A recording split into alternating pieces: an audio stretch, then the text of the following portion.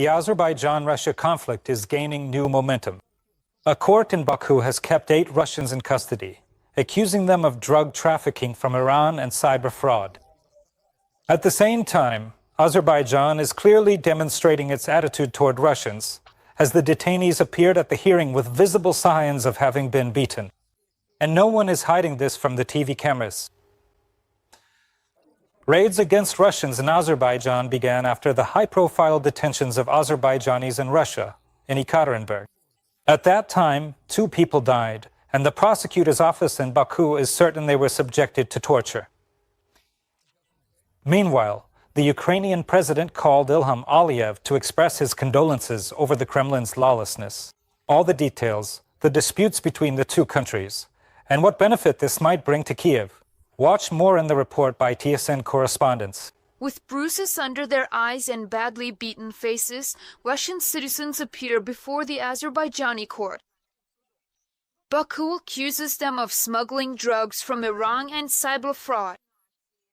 8 people have been ordered to be detained for 4 months. Among them are employees of the Russian propaganda agency Sputnik, who were suspected of having ties to the FSB. After the raid on the Kremlin media office, the number of their staff was reduced from 40 to just 1.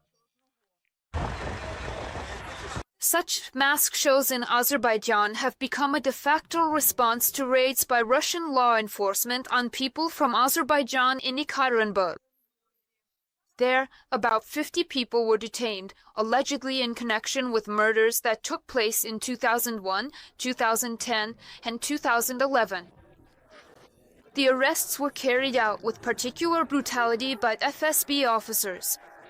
2 brothers, Sayadin and Hisin Safarov, died in the police station and in the service vehicle. Their bodies have already been transferred to Baku. The local forensic examination found signs of beatings and torture. The prosecutor's office has opened a criminal case on the fact of the intentional murder of 2 citizens by Russian law enforcement officers.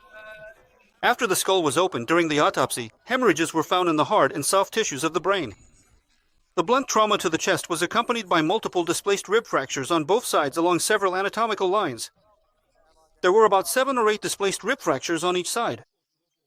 Relations have deteriorated to such an extent that Azerbaijan has already cancelled all Russian cultural events, both at the state and private levels. There are reports in the press that Russian schools are being switched to the state language. Allegedly, parents have already been informed about this. The visit of the Azerbaijani delegation to Moscow was also cancelled. The Kremlin, for its part, is in no hurry to resolve the conflict. They do not admit their guilt in the deaths of Azerbaijanis. They say Baku is exaggerating the problem. Meanwhile, arrests continue in Russia.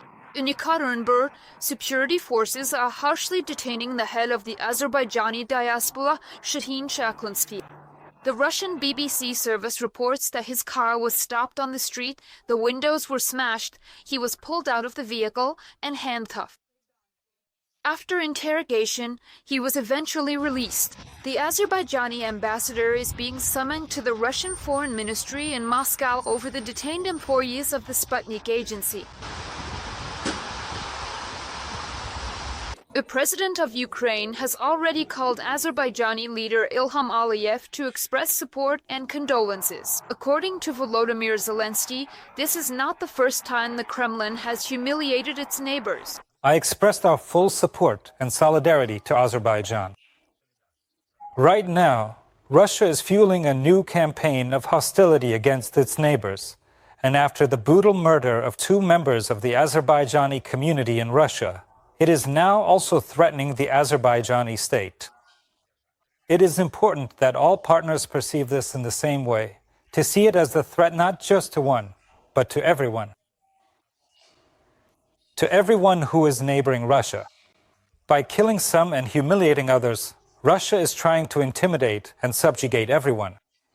And the current crisis between Baku and Moscow is already the second in the past 2 years. In December 2024, Russian air defense shot down a passenger plane belonging to Azerbaijan Airlines. The aircraft was flying from Baku to Grozny. After being hit, the pilots managed to direct it toward the Kazakh city of Aktau, where it crashed.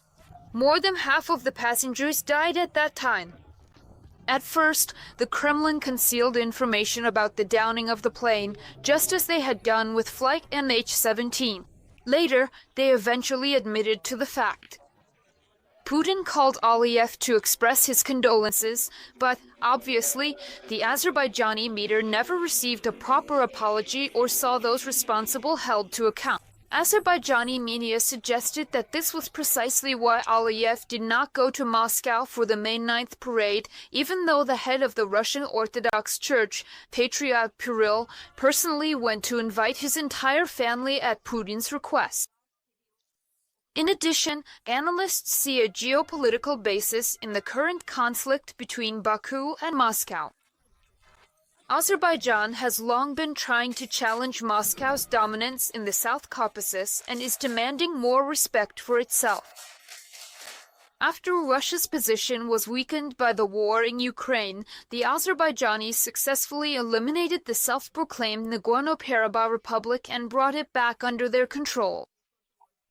Now Baku is trying to take away Moscow's monopoly on gas supplies and has already intercepted part of the deliveries to Europe.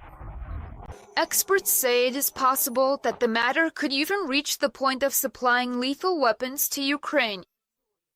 So far, Azerbaijan has only supplied us with humanitarian aid. Oksana Tkachenko, GSN 1+1, Marathon, Only News.